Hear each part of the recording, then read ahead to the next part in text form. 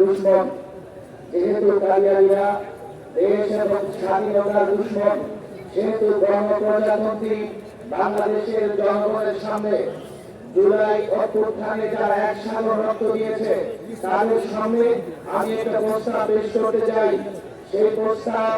সেই প্রস্তাবে আপনারা সারা দেবেন, সম্মতি দেবেন আমি আশা করি।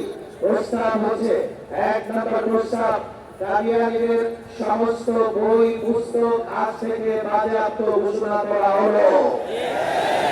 2 নম্বর প্রস্তাব হচ্ছে, আজ থেকে এই জনতার আদালতে, জনগণের আদালতে দেশের মানুষের কাছে এই মর্মে প্রস্তাব পেশ করা হচ্ছে, আজ থেকে কাদিয়ানীদের অমুসলিম ঘোষণা করা হলো।